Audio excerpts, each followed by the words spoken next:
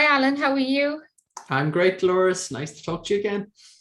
And you. You know what? We've so many parents asking us questions lately about how best should they save for their child's future and with the money that they have, how to save it. And I know it's a complex area, and I don't think parents really realize the complexity of it. So could you tell me where and what and how you should actually save best for your child with additional needs compared to another child, and why? Yeah, well, in the whole special needs area, of course, the government placed a number of barriers in your way. And the key part is the dreaded thing that constantly comes up is the means testing. And that's the issue parents have. So everybody knows it's good to save for your child's future or save for your own future. Everybody knows that. But again, as I said, when you're, in this whole area, you've got to be so careful because any money you do save, we say in your child's name. Next thing they look to apply for some means tested payment like disability allowance is 16, and all of a sudden they find they're being penalized or it's negatively impacting their application. You're like, what? When you're trying as a parent to do good, you find out actually it turned out worse that side. And it's similar on the parent side. Parents have to be very careful as well. So in particular, if you're getting carers allowance or if you have a family medical card or other types of entitlements that are coming in, again, they're all things that the department will be looking at and seeing, do you have savings? Have you set aside some money? And again, is it under the threshold or the guidelines that they look upon to be like, reasonable? And again, as I said, so you have to be careful. And often parents might say to me, look, Alan, we don't get carers, because of one of the salaries that are coming into family, but you got to realize, later on, access to medical cards, carers allowance, they're all things that do come in particular at retirement and retirement onward. So it's a tricky area. It certainly isn't straightforward. So as well, it is good to talk about it here and hopefully get parents good information. And like a lot of parents say to me, they have so much money saved up for their child, and they're always asking me, what is the threshold that they should have are allowed to have in an account? Yeah, that's actually one of those kind of questions I don't like to answer. People go, it's simple enough. Like, say, for the disability allowance, it's 50,000. For medical cars, 36,000. And parents often go to, oh, geez, that's great. And we're miles away, this kind of way and thinking, but you got to be careful with the whole thresholds. Another type of entitlements is obviously can be a lot lower, or maybe some services you're going to apply for. So I often say to parents, I'd always say to my families, I say, look, 5,000. So in your child's special needs bank account, once there's over 5,000 there, do something about it. So as I said, from those numbers I gave you, it's not like if they have 10,000, they're going to lose all their entitlements, but it's just something there to say or trigger in their mind, look, do something positive, do something with the money. Don't just let it build up. And again, as I said, they're applying for some type of grant or entitlement or some kind of education thing. And next thing they find out the threshold for that is quite low, or they might find out that like the government can change, the thresholds at any stage going forward, and just being under the threshold causes issues anyway. Well, I'd just like to tell you about two people that I actually have been speaking to over the years that have stuck out in my mind. So there was one gentleman we met when we were doing the webinars, and his daughter had, say, mild autism. But she did have autism, and she had a few other complex areas as well. Fabulous girl. But when she was over 18, she wanted to get married to this guy who kept pursuing her. And she did. And he took nearly all of her money. And the father said to me, she had 4,000 left, or they had 4,000 left for her. And they couldn't get free legal aid because it was 3,000, that you can't have more than 3,000 for that.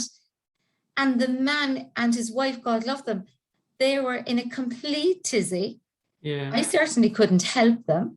But now this girl had no money and hadn't even got the money, wasn't allowed because she had 3,000 to have free legal aid. Yeah, I'm not 100% sure what the threshold, but again, she was obviously over it. And there we That's what that gentleman said. Yeah, well, that's another classic example. That's what we're talking about. So parents often hear the word 50,000, think, gee, that's But again, like what we even talked about there, it's like, if you have 10, 15,000, that's a lot of money in your child's name. If they're vulnerable with money, do you know what I mean? If you feel there's a vulnerability there, so you have to be very careful. Somebody can go in, come out with that one, So again, you're trying to protect them on that side. So this is where I come up with this figure 5,000. It's not a magical number. It's just a number that I say to parents, that's when you start seeing it creep over that, that's a time then to, do something more positive with it, something that don't affect them going forward. Did you Yeah, see the second kind of story, something like that? the second story is this. I actually don't remember the first one. Actually, I think you must have said to me, but I just couldn't remember. It was months. Well, you know, and the months webinars ago. the workshops are busy. You know that. Yeah. You know, the other question is, I have this lady, and she has rang me a few times, and my heart actually goes out to her. She's a lone parent, and she was a nurse. So she worked and was able to pay for the child to get, say, the times that she wasn't working to be with the child. And she worked and worked, and she's now retired. Okay. She has an awful lot of money, all saved up for the child. And now the child's entitlements are stopped because she has so much money saved for the child. In the child's name. In the child's name. And the woman is so upset because she worked hard for this. A lone parent working every hour she could as a nurse, didn't take too much holidays, didn't do anything, to have it all there for her. And she rings me and she said she's feeling really penalized by the system. Now she's older and she can't get out and enjoy her life. And you know, that's actually devastating. And that's it. Like, that's when, like, you'd see it, like, that is just, as you can imagine, she thought she did her utmost best for her daughter, but just because it's obviously in her name, because she's thinking, oh, I'm securing the future here now, I'm going to do all this overtime, I'm going to do all this and juggle all these things, you know. And then you can imagine how I could imagine a phone call, how devastated she was to ring, you know, you to say, like, this is just, like, you know, so wrong. But it is so wrong. You know? It is so wrong. There's no two ways about it. There's nobody could stand over that. It's so wrong, but it's the way things are. So this is why, you know, we're getting this out. Hopefully parents hear about it. Hopefully they will start saving for their child, but just, again, being so cautious, maybe not saving in their child's name, or if they're doing it in their own name, just being conscious that down the road they can be means tested as well. And the other thing actually I didn't mention, sorry, just triggered in my head there, is the Fair Deal scheme. Parents have to be very careful of that as well. And I was onto a chap, I met him about 2.5 years ago, but we're talking again today, and what our conversation was all around was the Fair Deal scheme. So he's fearful now that, you know, his wife's an occupational therapist. He sees, and she's come back to him and saying, look, you know, the amount of people that, you know, the house, their savings, all of this is going into the Fair Deal scheme. She sees it from the HSE. She's in there working, that kind of, and it's almost, he's having a conversation. What happens, Alan, like, you know, with this money that I'm trying to plan to save for my daughter, if the Fair Deal scheme comes? And again, unfortunately, there isn't, like, you know, a loophole. Do you know what I mean? If they see that you've saved up 20,000 or 30,000, again, it'll be part of your means. They'll then go, right, and take a proportion of it. Is it so unfair? It certainly is. And particularly, as you said, this is meant to be for his daughter. That's it. So again, all that kind of conversations comes on, you know, as well. So Alan, bottom line, what's the best thing to do to save money for a child if you have a child with additional needs? Well, we're always promoting, Laura's, the Trust Life policy. It is the best solution. And I'm so grateful it's there for parents. Do you know what I mean? It's the one last thing of the hundreds of different things you can do. It is a very good way to put away money on a regular basis. It doesn't affect the child's access to entitlement, doesn't affect the parents' access to entitlement. It gives the parents a great sense of saving for the future, building up 100, 200,000 for their child's future. And as I said, the child gets it then when they most needs it. And there's no kind of, it's not a saving scheme or investment scheme. It's nothing that can be brought into means testing. So as I said, it's, as you said, boil it all down. The Trust Life policy is the way to go. And as I said, we've hundreds, if not thousands at this stage, families who've done it to ourselves. So again, it's great to know it's out there for them. And obviously their children are far more secure now going forward as well. But I do think it has to be noted too, that it should be done while the children are young and the parents are young.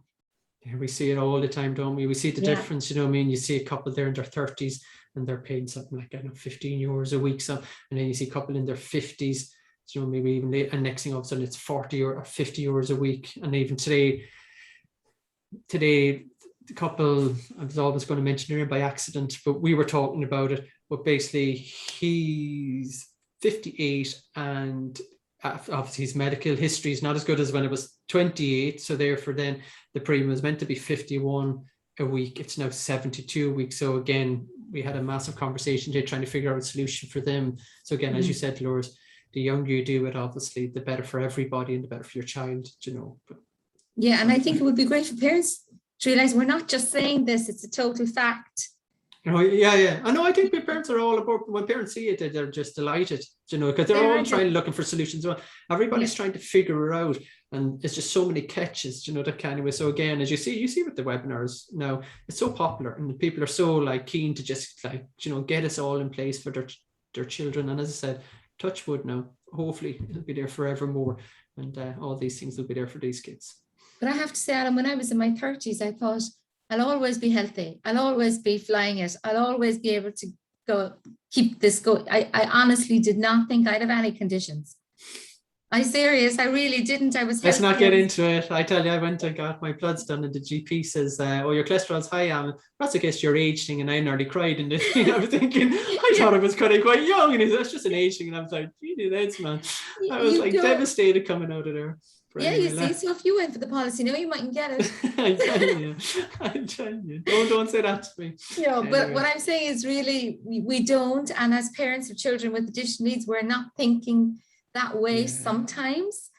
But I think, it's very good to just sit down just for half a day, one day. Or watch the online videos as well. Go on, just get a bit of information for yourself. Look at what's out there, And we are here to help parents if they want to contact us. Yeah.